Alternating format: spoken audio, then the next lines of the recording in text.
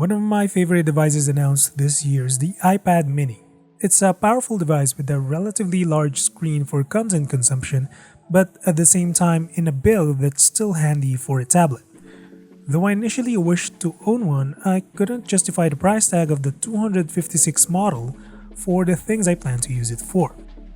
Then, Blackview offered me to review their Tab 6, their latest mini tablet that only costs $5,299. Because I love myself some mini tablets, I thought maybe a budget device like this is enough for what I need it for.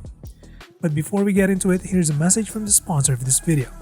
CityKey Offers specializes in delivering cheap and legitimate software and game codes. If you ever need a Windows 10 Pro or a Microsoft Office key, you can buy one at a very cheap price. To do so, just visit cityKeyoffer.com. Search for Windows 10 and choose a suitable copy for you, but in my case, I always go for a professional copy. Before making a payment, make sure to type in the RC20 code for an exclusive 30% off discount. After that, you can choose your preferred payment method. You will receive the code via an email that redirects you to the website of CityKey Offer, and from there you can get your Windows 10 key. Since my Windows 10 copy is already activated, I just can simply change my product key to the new one that I just bought. If you need a Microsoft Office key, the steps are pretty much the same. Just make sure to type in the RC20 code for an exclusive 30% off discount. CityKey Offer provides permanently valid keys with 30 days of return and exchange period.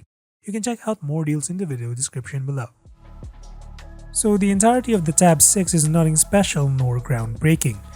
The main gist here is you get a mini tablet capable of browsing and a bit of content consumption without breaking the bank. With that said, the build of the Tab 6 definitely feels like its price tag with its all-plastic build. The paint job on the back makes it look like it's above its weight due to the metal-like finish. The upper part of the build, near the camera, creaks a little bit when force is applied, but I didn't see any gaps around the edges that could make the matters worse.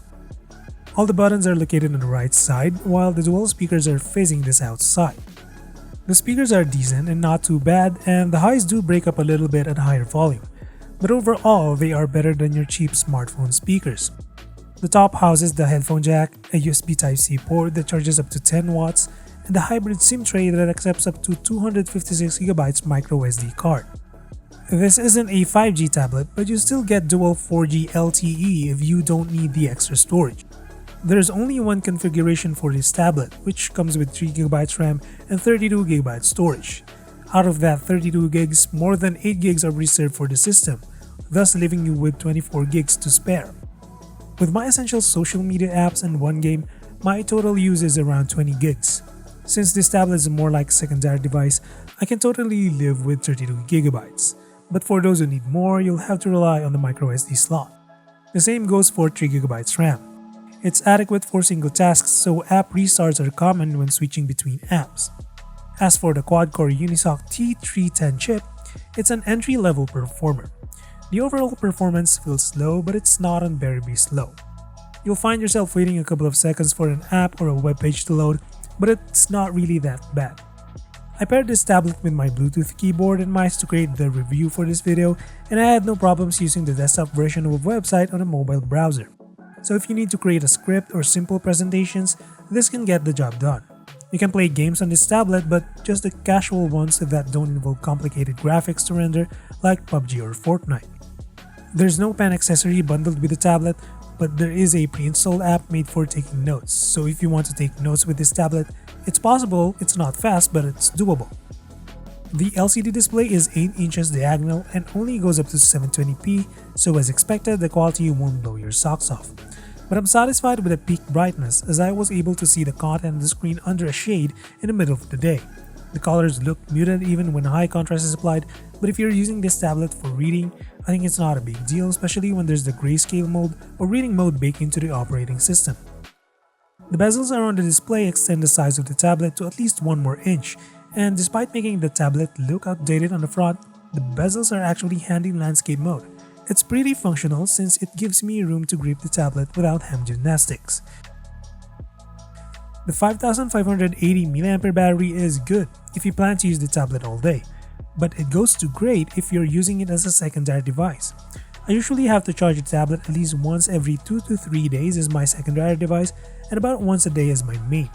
In a day, I average about 7 hours of screen time before needing to charge, and that's without gaming. The included charger only supports 5 watts, but if you have a charging brick that supports 10 watts, you will only need 2 hours and 30 minutes to go from empty to full. Definitely not fast, but it's okay for a tablet. Now, if you plan to use this tablet as a navigation system, I'm glad to report that this one supports GPS, which even some of the high-end tablets today don't support. So if you're looking to make this a GPS companion, this is a cheap solution. All in all, the Tab 6 weighs 365 grams and clocks in at 9.45mm.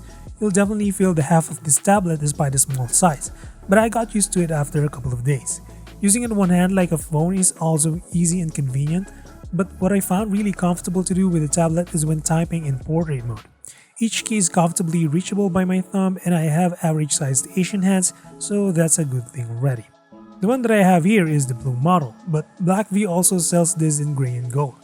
If you're interested, we have the links in the description box of this video and it'll take you to the official Blackview online stores. The back looks like it's sporting 2 cameras, but sitting beside a 5-megapixel sensor is actually an LED flash. Blackview didn't list the sensor of the selfie camera, but the quality is slightly better in the front than in the back, which is nice because I think this tablet is going to be used more for video calling.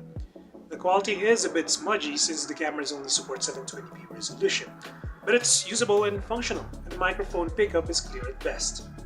Overall, Blackview Tab 6 is decent in all areas. Its near phone size is its biggest selling feature for those who just want a bigger screen to read on or watch YouTube videos. If you set your expectations right, you shouldn't be worried about the mediocre performance of this tablet. But if you're looking to play some games on it, you should look elsewhere. For now, I think this is a solid secondary device for reading, some media consumption, or as a GPS navigation system. That's it. Drop a sub if you like this video, and as always, stay safe.